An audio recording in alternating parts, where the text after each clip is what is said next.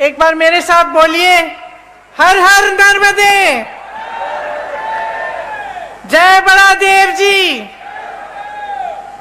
जय सेवा और जय जौहर। ये महाकौशल की भूमि है। आदिवासी संस्कृति, आप सबकी संस्कृति का ये आंगन है। इस धरती को मेरा बहुत बहुत प्रणाम। क्रांति दूत शंकर शाह जी, श्री रघुनाथ शाह जी, श्री हृदय शाह जी, श्री दलपत शाह जी, श्री टंटिया मामा जी, रानी दुर्गावती जी, रानी अहिल्याबाई जी, अवंतीबाई लोधी जी और रानी फूल कुंवर जी को मेरा नमन। ये एक ऐसी धरती है जहां इतने सारे वीर, इतने सारे महापुरुष रहे हैं। यहाँ आपकी एक बहुत खास संस्कृति है। आते वक्त मैं सोच रही थी कितनी सुंदर, प्राचीन और अनूठी संस्कृति है आपकी। मुझे याद है मेरी दादी जी इंदिरा जी कहती थी कि दुनिया से सबसे बढ़िया संस्कृति है, क्योंकि इसमें आपको प्रकृति से प्रेम सिखाया जाता है, आपको प्रकृति की सुरक्षा करना सिखाया जाता है, प्रकृति की पूजा करना सिखाया जाता है और प्रकृति पर निर्भर आप एक सादा जीवन जीते हैं। अथक मेहनत करते हैं, परिश्रम करते हैं, कर्मठता के आपके असूल हैं और पारंपरिक हुनर और कौशल के सहारे आप अपना जीवन चलाते हैं। साथ साथ प्रकृति को आप समृद्ध रखते हैं और मजबूत रखते हैं। देखिए, मैं अभी मणिया चौगान में गई थी। वहां पे मैंने पहली बार देखा ऐसी जगह को, और आप सबकी श्रद्धा उस जगह से जुड़ी है, वहां पे आपकी आस्था जुड़ी है। आदिवासी आस्था के गौरव का केंद्र है। मैं वहां गई तो मुझे बताया गया कि जो आपकी पगड़ी है, इससे आपका सम्मान जुड़ा हुआ है। मुझे बताया गया कि अगर कोई ऐसी बात होती है, मान लो किसी से ऋण ले लिया, चुका नहीं पा रहे हैं, तो आप पगड़ी रख के जाते हैं। तो ये बात मेरे मन में आई कि जब हम यहाँ चुनाव के समय आते हैं और हम आप सब से बड़े बड़े वादे करके जाते हैं और कहते हैं कि हम ये करेंगे, घोषणाएं करते हैं, तो एक तरह से हम अपनी पगड़ी आपके सामने रखते हैं।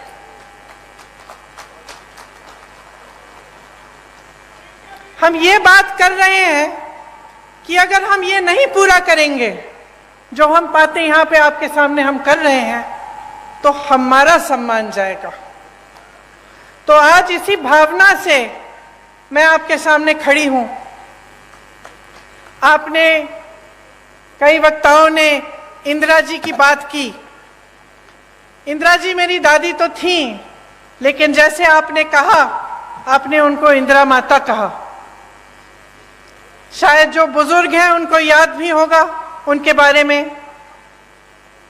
तो आप सब अगर आज यहाँ मेरी बातों को सुनने आए हैं, तो उसमें ये बात भी है कि मैं उनकी पोती हूँ, मेरी शक्ल थोड़ी बहुत उनसे मिलती जुलती है, तो मुझे देखने के लिए आप आए हैं, मैं जानती हूँ। लेकिन एक बहुत गहरी बात भी है जो सिर्फ मेरी शक्ल, उनकी पोती होने के नाते नहीं है, और वो गहरी बात ये है कि आपको इंदिरा जी में भरोसा था। भरोसा इसलिए था क्योंकि इंदिरा जी ने आपके लिए काम करके दिखाया। आप उनको माता कहते थे तो इसलिए कहते थे कि आपकी श्रद्धा उनसे भी जुड़ी हुई थी। और मेरे लिए ये एक बहुत बड़ी जिम्मेदारी है एक बहुत बड़ी जिम्मेदारी है कि आज मैं यहाँ आपके सामने खड़ी हूँ। आपने मेरी दादी जी को माता जी माना, और मैं यहाँ खड़े होकर आपके सामने कुछ बातें कर रही हूँ, तो ये मेरी जिम्मेदारी बनती है कि मैं जो बात कहूँ आपसे वो सच बात हो, वो सही बात हो, और वो आपके लिए ही बात हो, जो आपको आगे बढ़ा पाए, और जो काम इंदिरा जी ने शुरू किया था उसको आगे बढ़ाने वाली बात हो। आपको याद होगा कि इंदिरा जी ने आपको पट्टे दिलवाए थे, याद है कि नहीं? याद है। किस भावना से दिलवाए? इसी भावना से दिलवाए कि ये आपकी जमीन है, ये आपका सम्मान है, ये आपसे जुड़ी हुई बातें हैं, और आपको पूरी तरह से की शक्ति आपके हाथों में मिलनी चाहिए। कांग्रेस पार्टी की यही परंपरा रही है, यही असूल रहे हैं, और हम चाहते हैं कि जो संपत्ति है देश की, प्रदेश की, आपके जिले की, ये संपत्ति आपके हाथों में जाए। हम चाहते हैं कि आप मजबूत बने, आपकी शक्ति आपको मिले। और जब आप यहाँ पे चुनाव के बारे में बातें सुनने आते हैं, मेरी भी, अनेक अलग अलग पार्टियों के नेताओं की, तो आप हमेशा एक बात को अपने ध्यान में रखिए कि क्या ये लोग आपकी शक्ति आपके हाथों में देंगे कि नहीं देंगे।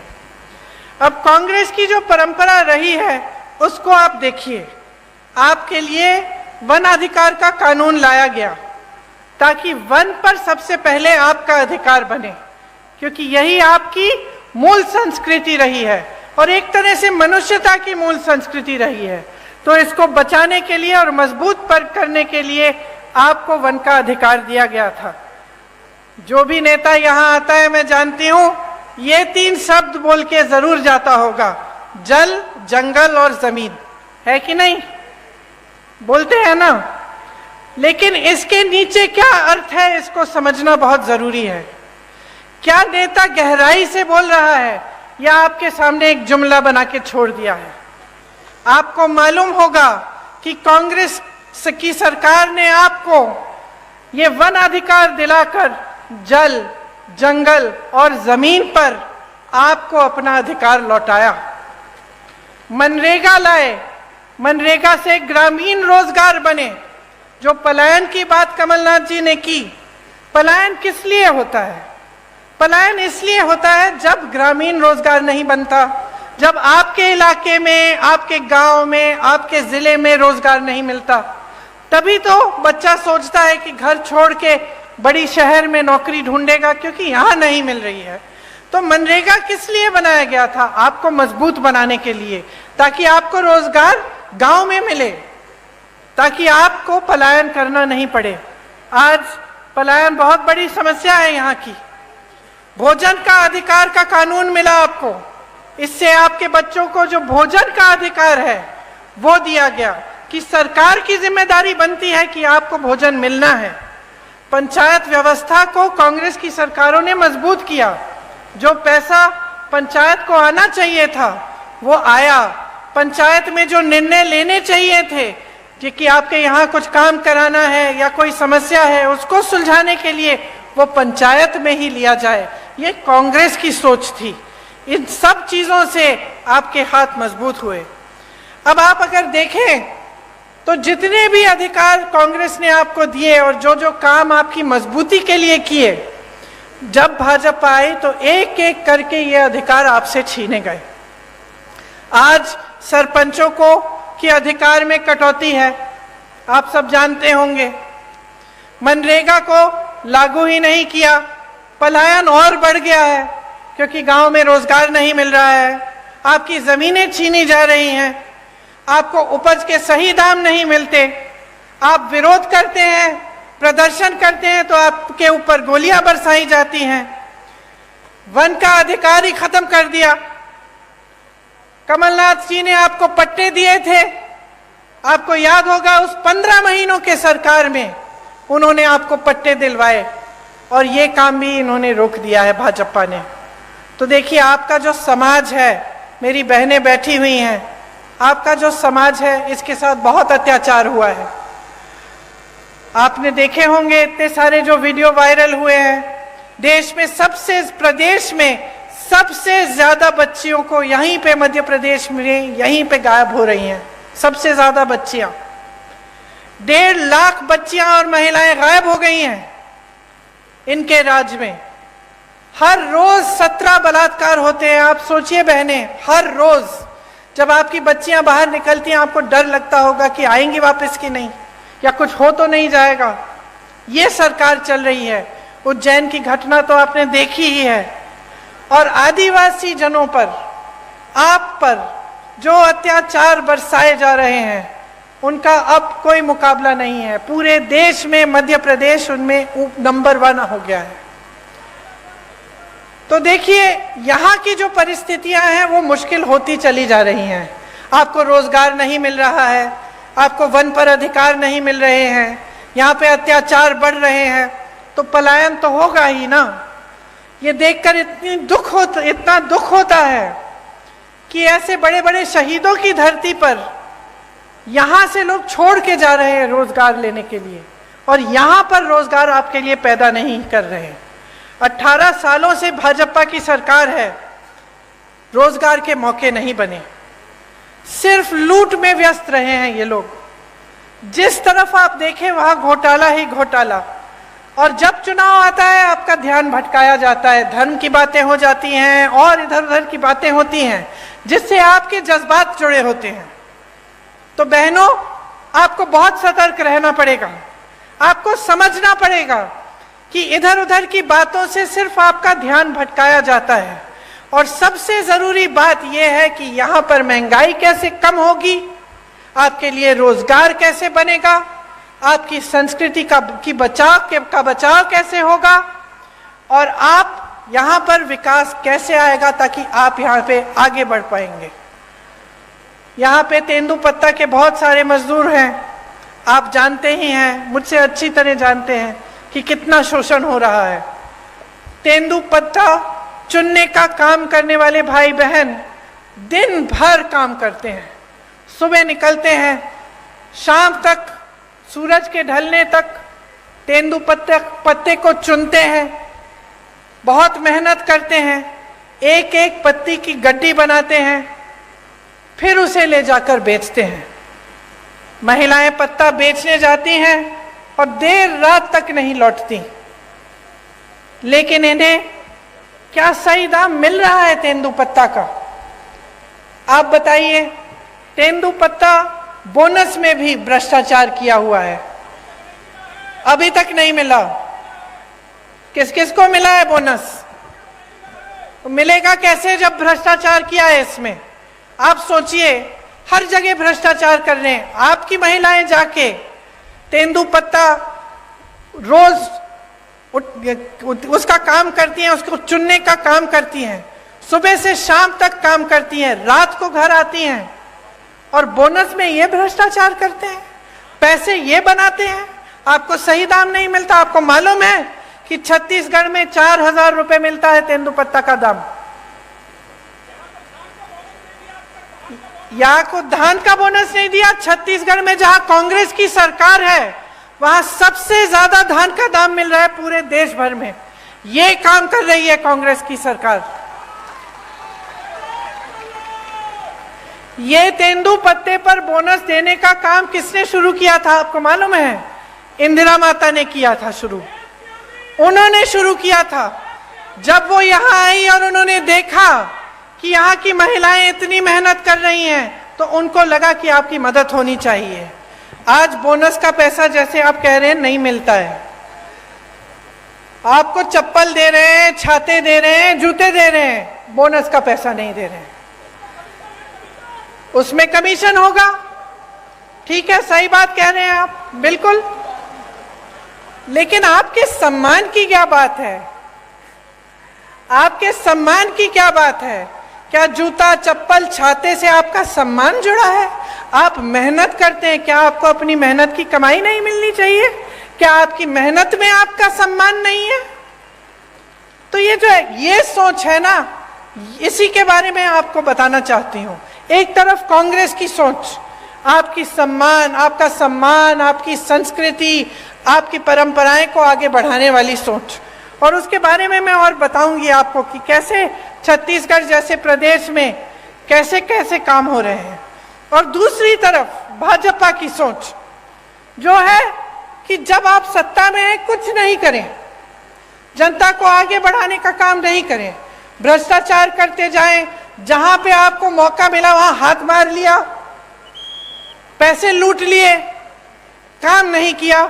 चुनाव आने का समय आया, 18 साल से जो आपने काम नहीं किया वो चुनाव के 18 दिन पहले आप शुरू कर लेते हैं। ये घोषणा करेंगे महिलाओं के लिए, आदिवासी जनों के लिए घोषणा करेंगे, कोई और घोषणा कर देंगे बच्चों के लिए, युवाओं के लिए। लेकिन जब आप 18 साल से आपकी सरकार है, जब आप सत्ता में हैं और आप थे, तो आपने क्यों नहीं किया ये काम, ये मैं पूछना चाहती हूँ। और मैं चाहती हूँ कि आप सबका ध्यान इसी तरफ आकर्षित हो।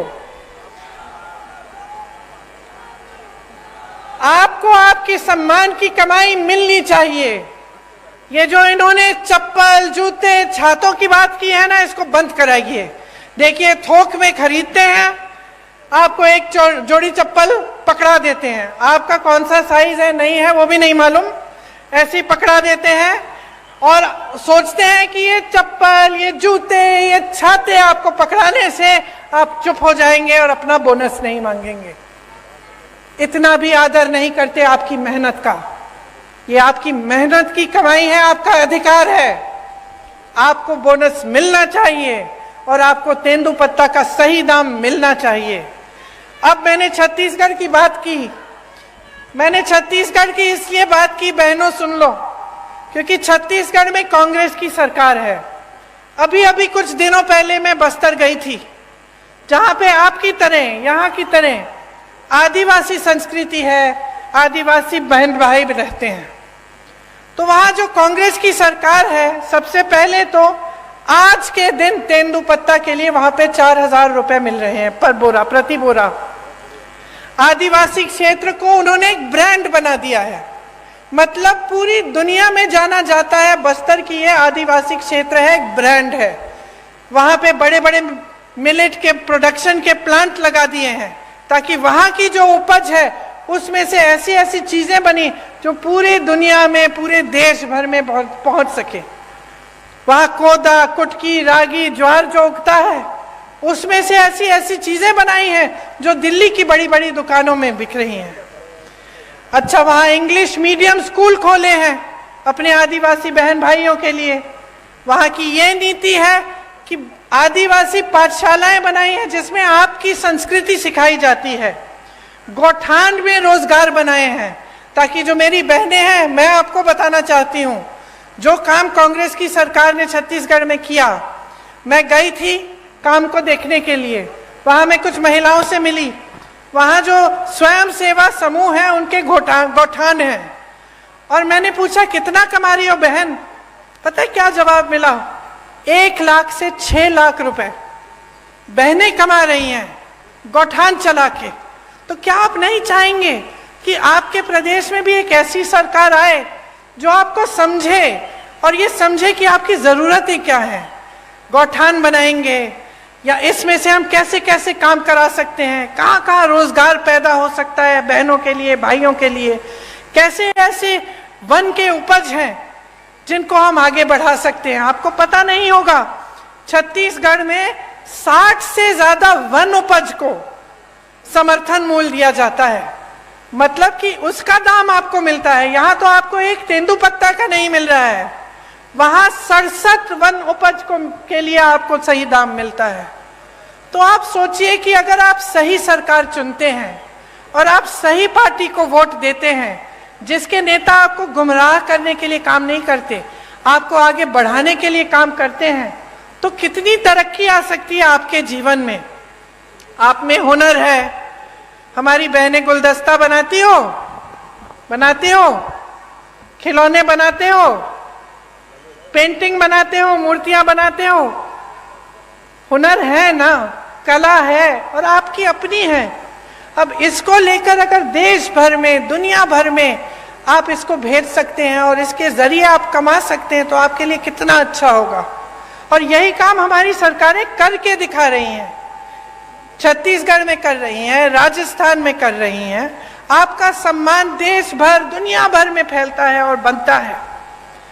यहाँ भी हम चाहते हैं कि अगर सरकार आएगी तो ये एक घोषणा है कि मैं करने जा रही हूँ कि तेंदुपत्ता के लिए प्रति बोरा 4,000 रुपए यहाँ पे भी आपको दिलवाया जाएगा।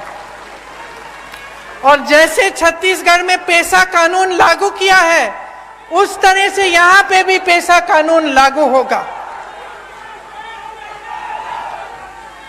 आपने तो देखा होगा कि आज मध्य प्रदेश में कैसी सरकार चल रही है। मेरे ख्याल से 225 महीनों की सरकार है और 250 घोटाले हैं। 18 साल से सरकार चल रही है, 22,000 घोषणाएं की हैं। मंडला जबलपुर की जो सड़क है 10 साल से बन रही है, 10 साल से। पहले 4 लेन की बन रही थी, अब 2 लेन की बन रही है, लेकिन 10 सालों में बना नहीं पाए। वही मैं कह रही हूं, ढंग से नहीं बनी है। आप आ जाइए ना मंच पे।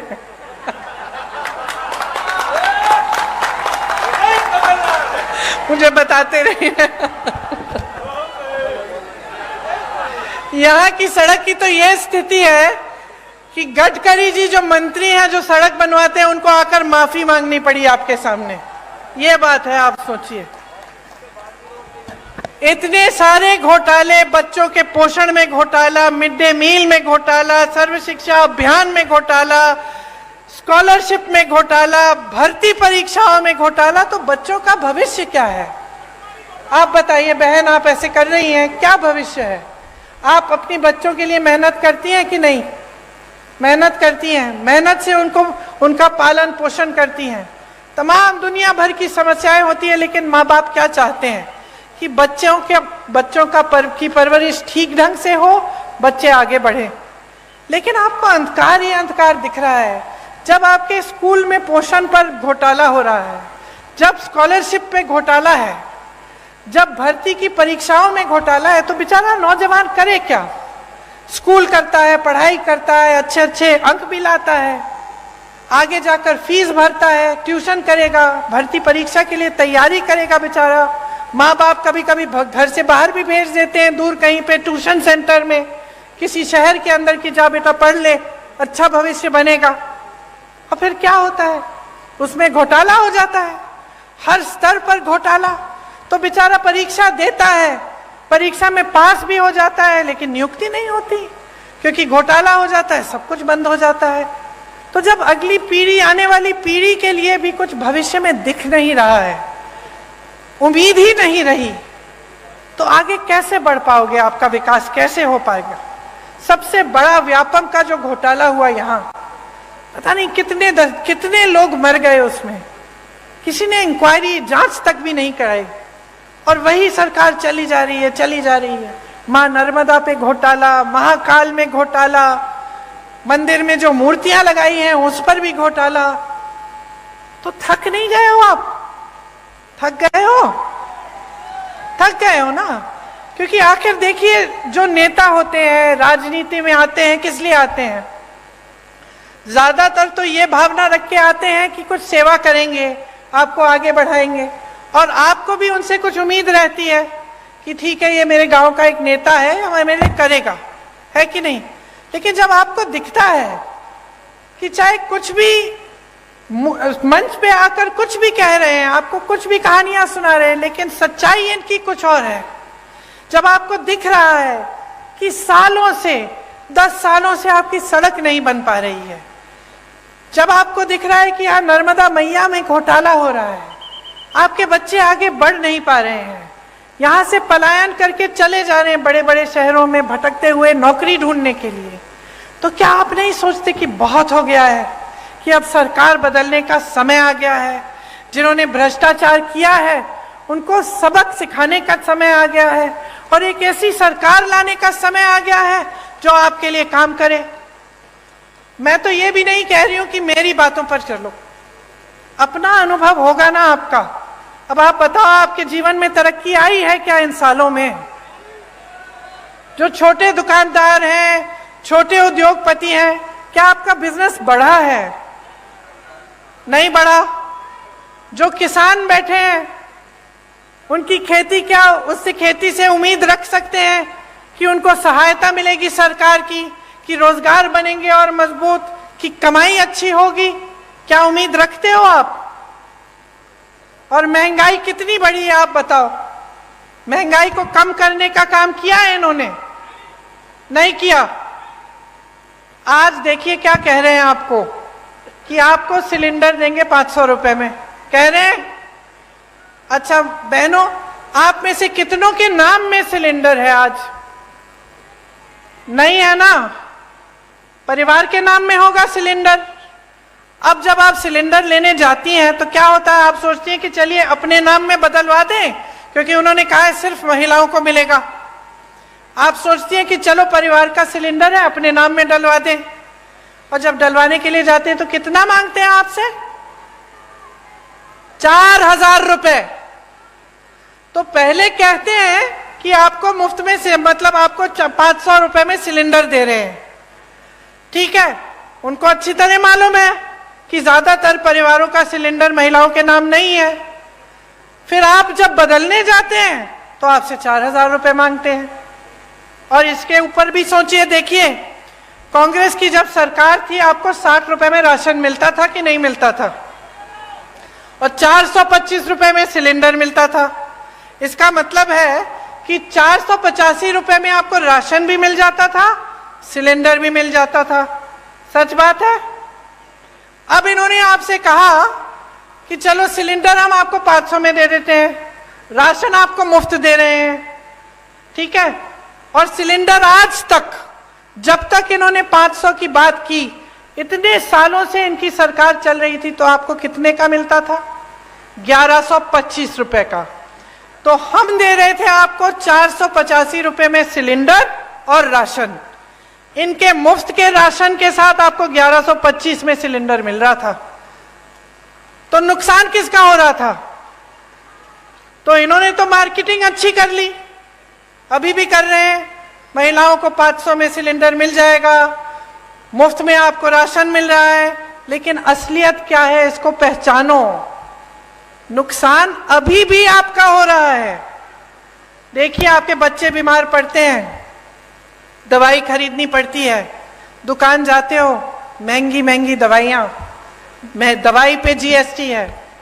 आपके छत में से पानी गिर रहा है, छत को ठीक करना है, सीमेंट, कुछ भी आपको जिस चीज का इस्तेमाल करना होता है वो महंगा हो गया है, उस पे जीएसटी है। मेरे किसान भाई बहन, डीजल पे, पेट्रोल महंगा, डीजल महंगा, जो भी आप इस्तेमाल करते हैं उस पे जीएसटी है। तो कैसे गुजारा कर रहे हैं? कभी मैं सोचती हूँ, मुझे समझ में ही नहीं आ रहा आप गुजारा कैसे कर पा रहे हो। एक तरफ रोजगार बंद है, बना ही नहीं रहे हैं। जहां से बनते थे बड़े बड़े पीएसयू, वो तो सारे इन्होंने अपने बड़े बड़े दोस्तों को बेच दिए। छोटे उद्योगों से रोजगार बनते थे, खेती से बनते थे, सब बंद कर दिया। मनरेगा बंद कर दिया, ग्रामीण रोजगार बंद कर दिया। छोटे छोटे उद्योग, दुकानदार इतने त्रस्त और परेशान है, खुद कमा नहीं पा रहे हैं, रोजगार कहाँ देंगे? एक तरफ रोजगार बंद, दूसरी तरफ महंगाई इतनी बढ़ चुकी है, ऊपर से अत्याचार लादे जा रहे हैं आप पे। तो आप गुजारा कैसे करते हैं?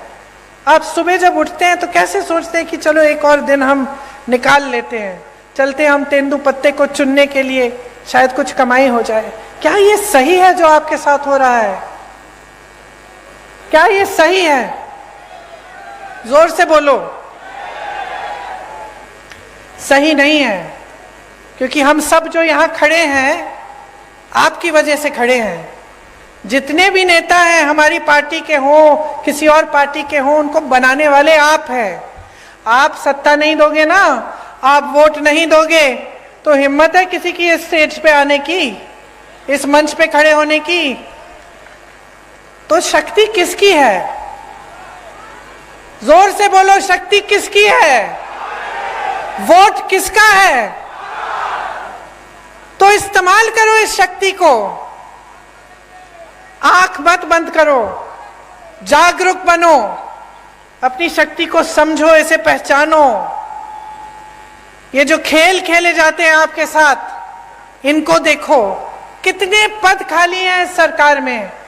आप कहीं भी किसी भी स्तर पर देखिए पद खाली पड़े हैं, लेकिन यहाँ के नौजवान बेरोजगार हैं। क्यों? पद पड़े हुए, पद दो, भरो उनको। नहीं, आप भर्ती के घोटाले करते हैं, भरना नहीं चाहते। आप स्वास्थ्य की व्यवस्था में देखिए, 70,000 शिक्षकों के पद खाली हैं। स्वास्थ्य व्यवस्था में हर स्तर पर 90% से ज्यादा पद खाली हैं। ये मंडला में आपका अस्पताल नहीं है आज तक। 18 सालों से सरकार है, आपको दूर दूर जाना पड़ता है जब आप बीमार पड़ते हैं। क्यों? ये सरकार तो आपने बनाई है। जैसे मैंने कहा, सत्ता आपने दी है, वोट आपका था, तो अब जिम्मेदारी भी तो आपकी बनती है। मैंने कहा, मैं इंदिरा जी की पोती हूं, एक बहुत बड़ी जिम्मेदारी है कि मैं आपके सामने सच बोलूं, कि मैं जो बातें करूं वो बातें करके भूल न जाऊं। लेकिन आपकी भी बहुत बड़ी जिम्मेदारी है। आपके भी पूर्वज इस देश के लिए शहीद हुए। जब मैं यहां आई, जब मैंने अपना भाषण शुरू किया, तो कितने नाम लिए। ये किसके पूर्वज थे? आपके पूर्वज।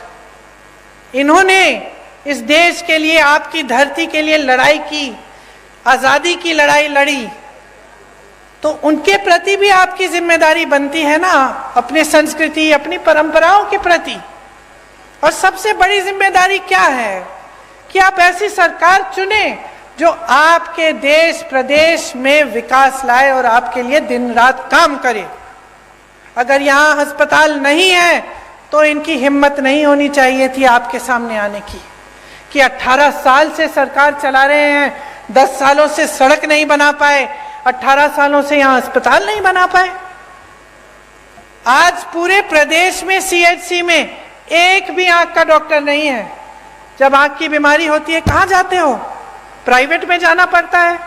ठीक है, जाओ प्राइवेट में, लेकिन पैसे ही नहीं कमा रहे हो, कमाने के मौके नहीं मिल रहे हैं, कमाई नहीं हो रही है, महंगाई बढ़ रही है, तो कहाँ प्राइवेट में जाओगे इलाज कराने के लिए? किसी ने सोची है ये बातें? तो ये देखिए, अगर एक सही सरकार होती है, उसकी सही नियत होती है, तो बहुत कुछ हो सकता है। आपने सुना होगा, राजस्थान के किसी भी राजस्थान के वासी से पूछिए, वहां चिरंजीवी योजना है, कांग्रेस की सरकार है। चिरंजीवी योजना में 25 लाख तक आपका इलाज मुफ्त सरकार कराती है। मैं तो हार्ट पेशेंट से मिली हूं वहां, कि उनकी पूरी हार्ट की सर्जरी, दिल की सर्जरी की है, और सरकार ने पूरे पैसे भरे उसके लिए, 15 लाख रुपए। इसी तरह से छत्तीसगढ़ में भी ऐसी योजनाएं हैं जिससे इलाज मुफ्त हो रहा है। मैं एक बच्चे से मिली, उसको एक खून की बीमारी थी, उसके पिताजी हाथ जोड़ के कह रहे थे कि कांग्रेस की सरकार ने इसका पूरा इलाज कर दिया है। रोजगार बनाने का काम सरकार की जिम्मेदारी होती है। नौजवानों का जो भविष्य है वो सरकार की जिम्मेदारी है। आपने सुना होगा कि हम बार बार कहते हैं कि जाति जनगणना होनी चाहिए।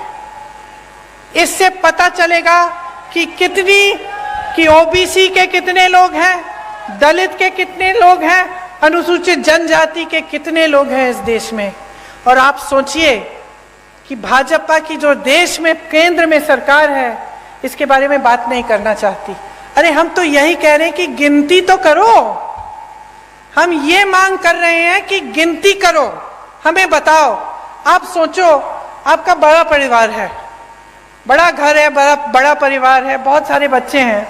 अगर आपको मालूम ही नहीं कि कितने लड़के हैं, कितनी लड़कियां हैं, कितने बच्चे स्कूल जाने लायक हैं, कितने बड़े हैं, छोटे हैं, तो आपको ये जो गिनती है ये करनी जरूरी होती है कि नहीं होती है? कि आप जा रहे हो दुकान, कुछ खरीदना चाहते हो उनके लिए, तो जानना तो जरूरी है ना कि बहुत बड़ा परिवार है भाई, वो चाचा जी के 3 बच्चे हैं और मामा जी के 4 बच्चे हैं। जरूरी है कि नहीं? घर में जरूरी होता है अगर बड़ा परिवार होता है या बड़ा गांव होता है।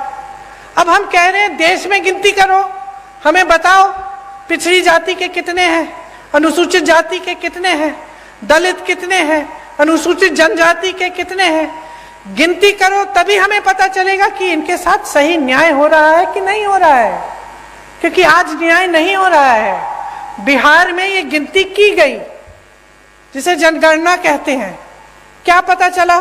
84% लोग ओबीसी, दलित और अनुसूचित जनजाति के हैं, ये पता चला। अब जब देखा कि पद कितने कितने लोगों के पास है, बड़े बड़े पद, चाहे अधिकारी हो चाहे किसी भी क्षेत्र में हो, तो पता चला कि कहीं नहीं है। जिन लोगों की आबादी ज्यादा है उनको पद नहीं मिल रहे हैं, उनको मौके नहीं मिल रहे हैं। तो जब हम कहते हैं कि जाति जनगणना करो, हम सिर्फ ये कह रहे हैं कि भाई गिनती करो ताकि न्याय हो सके, ताकि जितने ओबीसी हैं उनको न्याय मिल सके, जितने अनुसूचित जनजाति के लोग हैं उनको न्याय मिल सके। जब हम नौकरियों की बात करते हैं, रोजगार की बात करते हैं, आरक्षण की बात करते हैं, तो ये सब हो सके। लेकिन ये सरकार इतना भी नहीं करना चाहती, ये इतना भी नहीं करना चाहते। कहते हैं कि हम ये कह रहे हैं क्योंकि हम जनता और समाज को बांटना चाहते हैं, इसलिए। लेकिन हम इसलिए कह रहे हैं क्योंकि हम न्याय दिलवाना चाहते हैं, और ये इसलिए नहीं कर रहे हैं क्योंकि ये न्याय नहीं दिलवाना चाहते हैं। आज किसान परेशान है, यहाँ के मेरी आदिवासी बहन भाई परेशान हैं, नौजवान परेशान हैं। तो आप सोच समझ के अपना वोट डालिए, क्योंकि इस वोट से आपके अगले 5 साल तय होंगे। आपके बच्चों का भविष्य क्या होने वाला है वो तय होगा। 1.5 साल में कांग्रेस पार्टी ने यहाँ कितने काम किए? 15 महीनों में 27 लाख किसानों का कर्ज माफ किया, सामाजिक सुरक्षा का पेंशन 600 रुपए किया, 1 करोड़ परिवारों को 100 रुपए में 100 यूनिट की बिजली दिलवाई, 1000 गौशालाएं बनाई, 12,000 बर्तन बैंक बनाए, ओबीसी आरक्षण को 14% से 27% तक बढ़ाया। कांग्रेस की सरकार आपके लिए काम करके दिखाती है। आज भी आपके सामने कुछ गारंटी लाई है, इनके बारे में मैं 2 मिनट के लिए आपको बताती हूं, उसके बाद आप जा सकते हैं घर। कष्ट हो रहा है, शायद धूप भी है। देखिए, जैसे किसान को कर्ज माफ करने का काम हमने शुरू किया था, उसको हम फिर से शुरू करेंगे। तो किसानों का कर्ज माफ करेंगे। 100 रुपए में जैसे 100 यूनिट बिजली आपको पहले दिलवाई थी, वो फिर से दिलवाएंगे। 200 यूनिट की बिजली हाफ की जाएगी, बिल हाफ की जाएगी, मतलब उसकी बिल आधी आएगी। पुराना पेंशन लागू होगा। जितने भी अधिकारी हैं, सरकारी जो रोजगार होता है उसका महत्व यही होता है कि जब वो रोजगार मिलता है, वो नौकरी मिलती है, तो हमें लगता है कि चलो ठीक है, रिटायर होने के बाद भी कुछ आते रहेगा, हम सही सलामत सुरक्षित रहेंगे। आज वो भी छीना गया है आपसे। तो जहां जहां कांग्रेस सरकार में है, अभी भी ओपीएस लागू है, और हम चाहते हैं कि प्रदेश में, मध्य प्रदेश में भी लागू होगा।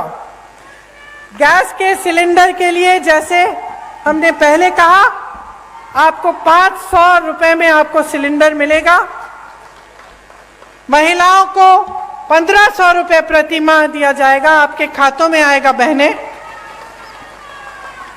5 हॉर्स पावर की सिंचाई की बिजली किसानों को मुफ्त मिलेगी। ओबीसी का आरक्षण 27% तक रहेगा, और जाति जनगणना जिसकी बात मैंने की, वो गिनती जिससे आपको आगे जाकर न्याय मिल पाए, वो हम मध्य प्रदेश में करेंगे। जहां भी 50% से अधिक आदिवासी आबादी है, वहां 6ठी अनुसूची डाली जाएगी। अनुसूचित जाति और अनुसूचित जनजाति से के खाली पड़े बैकलॉग पदों पर तत्काल उनको भरा जाएगा, जो पहले से खाली पड़े हैं। पीएम आवास योजना में जो शहर और देहात में आपको अलग अलग धनराशि मिलती है, तो शहर में आपको अगर घर बनाना हो या कुछ बनाना हो, वहाँ अलग धनराशि, गांव में आपको कम मिलती है। लेकिन सीमेंट, सरिया, बालू का दाम तो गांव में भी उतना होता है, बल्कि गांव में जब आपको ढुलाई करवानी पड़ती है, तो आपको दूर जाना पड़ता है। तो एक तरह से आपको और भी दिक्कत होती है। तो हमने तय किया है कि जो पीएम आवास योजना में जितना शहर में मिलता है उतना ही आपको गांव में धनराशि मिलेगी। देखिए, आपने पिछले चुनाव में, अच्छा एक और घोषणा है जो अभी अभी बताई गई मुझे, इसमें बच्चों की जो शिक्षा है पहली कक्षा से लेकर 12वीं तक स्कूल की शिक्षा निशुल्क होगी। इस योजना का नाम रखा है पढ़ो और पढ़ाओ योजना। तो ये भी एक और घोषणा है। अब देखिए, पिछले चुनाव में आपने अपना जनादेश दिया। ये जनादेश क्या था? आपने कांग्रेस की सरकार चुनी, इसको धन आदेश के दम पर बदला गया। रिश्वत दी, हमारे विधायकों को खरीद लिया, कुछ लोग छोड़ के चले गए और एक नई सरकार बनी, भाजपा की सरकार बनी। अब आपने 3.5 सालों में इनकी नीयत देख ली है। क्या कह रहे हैं?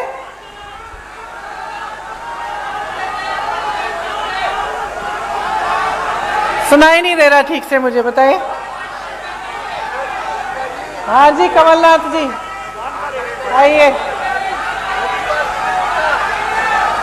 आप सब जानते हैं कि कांग्रेस की सरकार किसानों की हितैषी है। मैं यहां नहीं बोल रहा, पर मैं आपको एक आश्वासन दे सकता हूं कि आप निराश नहीं होंगे।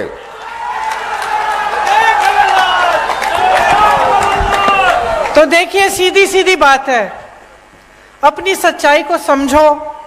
जो आपकी असलियत है, जो आप जी रहे हो, उसको देखो।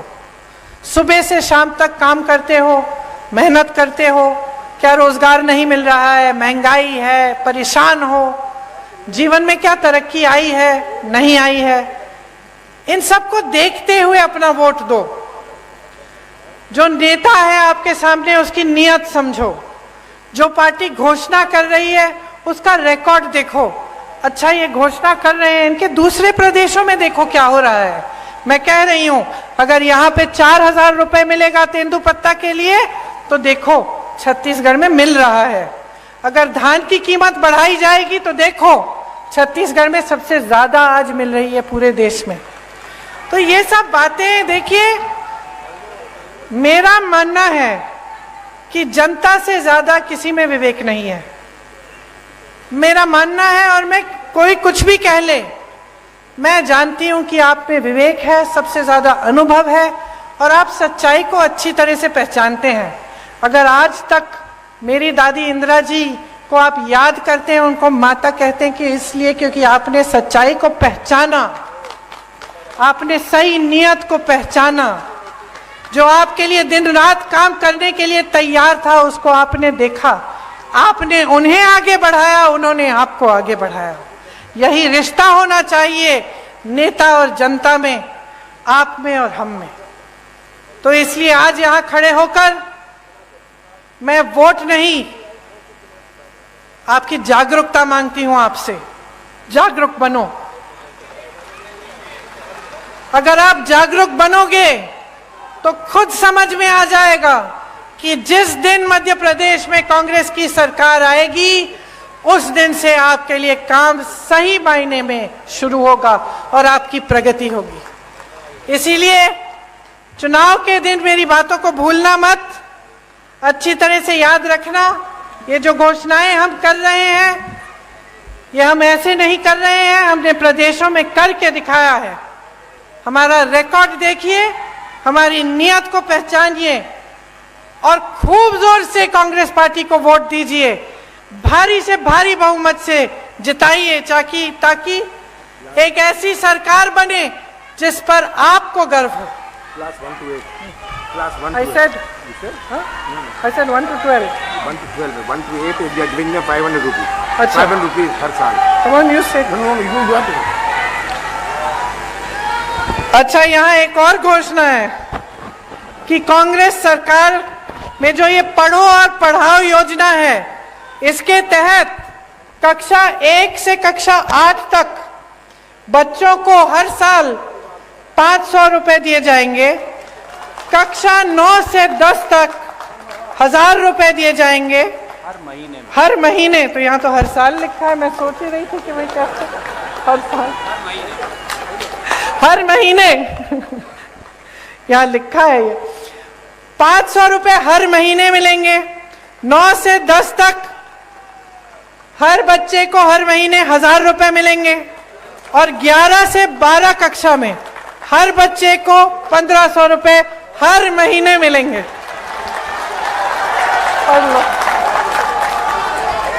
अच्छा, एक बार मेरे साथ कहिए, जय हिंद, जय हिंद, जय हिंद।